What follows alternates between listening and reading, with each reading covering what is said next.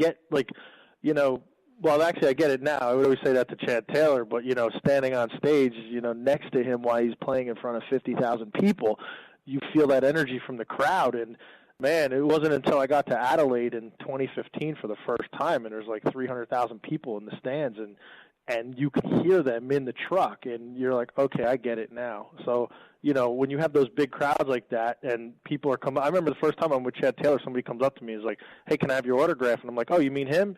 And Chad's like punching me. Just sign the damn thing. You know, it's kind of funny. That is funny. You know, and it's funny you say that too, you know, because the only thing I can put it in perspective, I mean, I've raced a lot, but a lot of it's desert racing and stuff like that. We get, you know, a few fans and things like that. But you talk about that, and I had, you know, Impact gave me some kind of crazy VIP passes for the Indy 500, and here I am in, you know, the Andretti pits this last year, and I'm walking the, you know, out on the bricks and everything else, and there's just, you know, literally, you know, this was qualifying weekend, and there's tens of thousands of people. We're not talking the hundreds of thousands show up race day, but like you're there and you just go, wow, like this is a big deal, you know. And I can only imagine being on stage, you know, you know, playing in a concert, or it's got to be very much the same feeling, but it's pretty surreal once you finally get to feel that, you know. Yeah, I think it's crazy, and for the first time ever, really, I like to say me and Chad are going to share a stage in March, because Live headlines the Adelaide 500 on Saturday night, and I get to race in the event Friday, Saturday, and Sunday with Stadium Super Trucks. So, and that's in Adelaide, South Australia. So it's going to be a great event.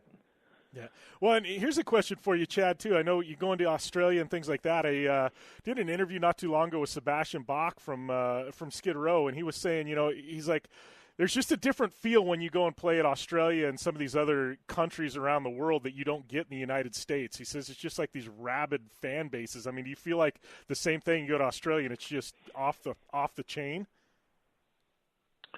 Well, you know, I will say this, that many of the markets in the world, especially, I mean, for me, what really stands out are the Latin markets, like playing in Brazil, and there's just something about people dancing and singing that, you know, like they're, I guess, more free to move their bodies and to express themselves verbally.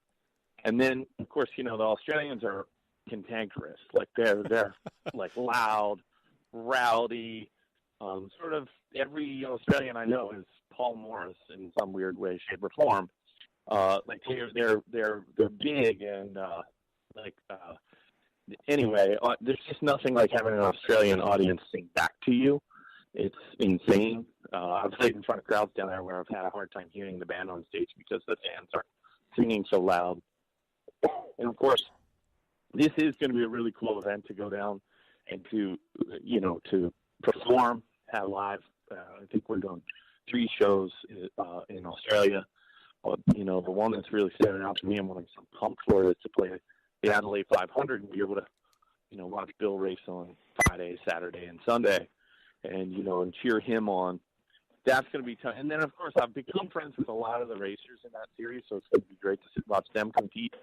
And recently, I got a chance to drive a V8 supercar on a test track at Norwell Motorplex, and that's the first professional race car I ever got to drive. And I have to say I had a blast. It was an awesome time. How was the right-hand drive? And he did really good, too. Yeah, how was the right-hand drive? If that's your first race car, I mean, your right-hand drive, you're shifting with your left, right? Yes. Yeah, he missed a few shifts. Funny, don't let him lie to you. I adjusted to that really quick. He did. And then I was, you know, fortunate enough to work with, you know, a great instructor. And, you know, very quickly we were knocking seconds off my time. And, you know, by the end I was running, you know, pretty close to pace on the track. And they, you know, like the instructor thought, you know, that I had previous driving experience, which I didn't. But, you know, I've been around race cars my whole life. I grew up on dirt tracks. My hometown dirt track would have been Hagerstown Speedway in Hagerstown, Maryland. And so they would race, you know, late model stock cars and sprint cars down there. And this is before the world of outlaws and all that really stuff started happening. So it was all homegrown teams. And there was a driver named Tom Peck and my dad, and he was from the same hometown, McConnellsburg, Pennsylvania. And I got to, you know, basically help. When I say wrench on the car, I was a tiny little kid. I would scrape mud off the car and all that stuff. But I was in the pits and around race cars really before I was around music. And so it was just in my blood. And now it's pretty exciting getting a chance to sponsor drivers like Bill and, say, Ari from The Bachelor and Paul Morris. All these guys are such incredible characters. And, we're just happy to support the sport. And then, the same fans that love live, love racing. Yeah. They're completely interchangeable, and it's one of the reasons why we got so involved in IndyCar and, of course, getting super trucks. Yeah, and I kind of feel that way too. It just seems like the motorsports fans and music fans, and it's interchangeable. A lot of us listen to the same type of music and, like the same type of racing, and totally feel that. But, Bill, we got to switch gears here, man. We got you guys on air because Chad posted up something about your win at SST. I know you did. I was going to reach out to you, and then you tagged me on Instagram. And I'm like, well, we definitely need to make this happen. But I just went back and watched, like, the main event there. Like, I know you won. But how the hell did you win? I'm still trying to figure this out. Like, a win's a win, man. Props to you, but how did this whole thing shake out? I think everybody was trying to figure that out. Even the flagger, who thought I was a half a lap down and forgot to wave the white and checker at me, like, he didn't know. He really is like, oh, that's just Hines. He's doing what he always does, just hanging around the back, having fun back there, which is true. But so with this, in dirt races, short track dirt races, we employ a joker lap, okay? And really the way the series created the joker lap for is to create passing opportunities in really tight environments. So like when we were in Beijing or Valvoline Speedway and down in Sydney, Australia, these stadium races, it's really the person in the front of just, there's no passing opportunity. So these jokers allow you to get kind of clean air. They do it in GRC and some other series as well. So you get two jokers. One, you have the first half of the race, and the other, you get the second half of the race. So I used my first joker, my first lap. I just wanted to. I started 11th, so I said, let me try to get out in some clean air and see what I could do. And then they had the competition caution, and I was saving. It's actually funny. I had my cell phone with me. I had nowhere to put it. I had nobody next to me, and Paul Morris is texting me literally as I'm gridding, and he goes, "Mate, take the joker on the second to last lap, before it goes to white flag." And I was like, okay. He goes, you could win this sucker. Just stay to strategy. He goes, there'll be carnage because everyone's going to go for it. And that's what I did. So I was waiting till the last possible second. I saw everyone peel off and take their joker, so I knew everyone had taken it. Then there was a late red flag, and at that time only myself and Matt Brabham didn't take it. Matt then takes his on the very next lap. Then there's a yellow. So then I'm just licking my chops. I'm like, I know I got this. So, I'm sitting in ninth at that point, and, then the green flag goes, and I take the joker on the green flag lap, and then the white flag was supposed to happen, and they just, the flaggers just looking at me going around, and, if you see my onboard from the video, I'm like screaming at them and giving them the finger, and It's like, they ain't stealing this one from me. I worked very hard on this. So it's been a couple of years in the making, right? Do you feel like it legitimizes you now?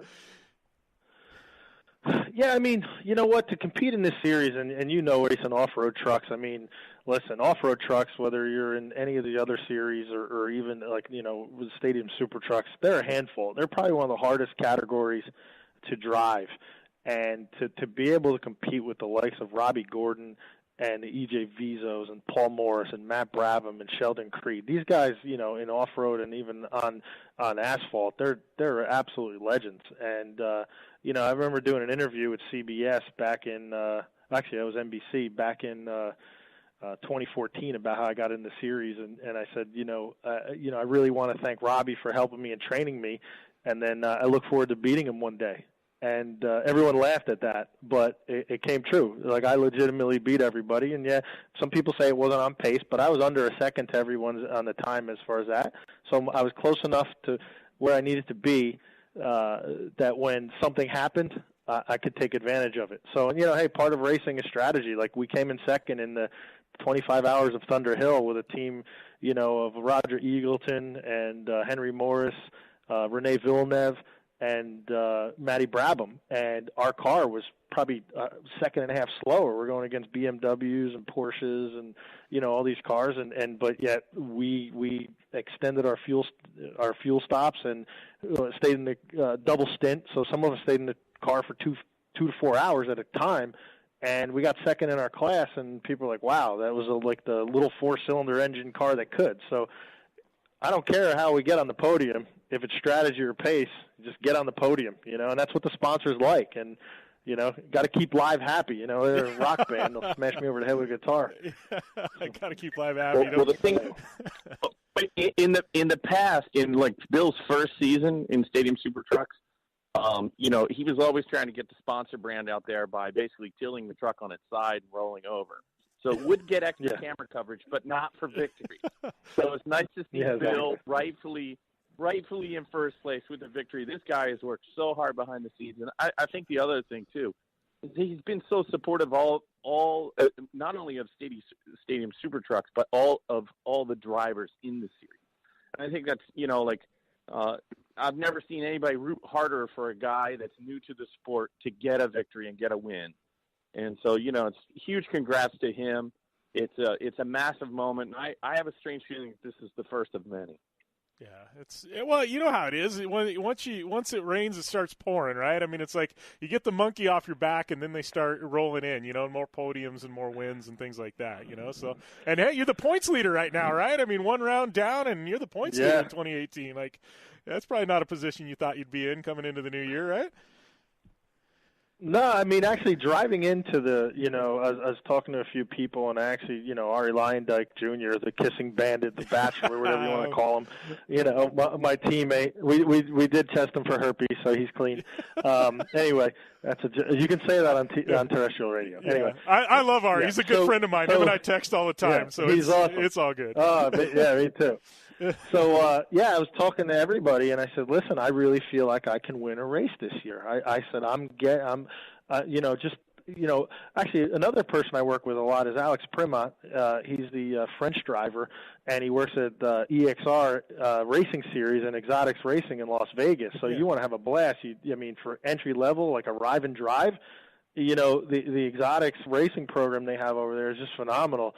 And, Roman Thieven and David Paraset run that place, and they've worked with me along with Alex and Tristan Vautier and getting me just smoother in the car. So they would say, Bill, man, my biggest problem was on the brakes, so I guess king of the late breakers, as Paul Morris would like to say. And I would burn up my brakes too much, I was always on them, and they've really worked hard with me. They would put cameras on my feet, they were like, what are you doing down there? We just don't know. And just everyone that really works so hard to work with me, I appreciate all of those guys. So, hey, how did Paul Newman learn how to drive? He took a 4-cylinder Datsun, had instruction by Mario Andretti, and then when he went to the bigger V8 stuff. So, so that EXR series, has really helped me out a lot. And, I'm going to continue to do it this year. I won the endurance championship in that series as well. So I do have some other victories, but, none were as prestigious as, the second place is, the 25 Hours of Thunder Hill. That was a really good team effort. And then also, obviously, my first Stadium Super Truck win, I'm definitely, I feel like Cal Naughton Jr. in Talladega Nights. It's a technicality, but it really wasn't a technicality. But, you ain't taking it away from me. I'll punch him in the mouth. So. Well, and from a brand perspective, I got to ask you, about UFD because before you even started racing, Sure. I remember seeing it in IndyCar with Andretti and all over the place. And, how has that been from a brand standpoint? Because you guys are, I know you've sponsored, many Stadium Super Trucks drivers, some events. Obviously you've got your involvement with Andretti. We saw you at the Indy 500 last year. How has that been to help grow the UFD brand? Well, currently, I'm going to take the first part of it, and then Chad will take the second part of this question. Currently, we have 5 drivers in Team UFD. Jeff Hoffman, a young kid out of Arizona. Gavin Harlan, another young kid out of Arizona. And those two, I think they'll be vying for the championship along with Ari and, Paul Morris. I don't think my time at the top of the standings will last too much longer, but, I'm going to enjoy it as it is, as being the current point leader. But, yeah, when we first started in 2013, started with Marco Andretti, and, we really believe in Marco, and we still do, and he's a phenomenal driver, and we did a primary with James Hinchcliffe, and, so we've been with Andretti since 2013 in different size capacities. And, what's his speed? What's his technology?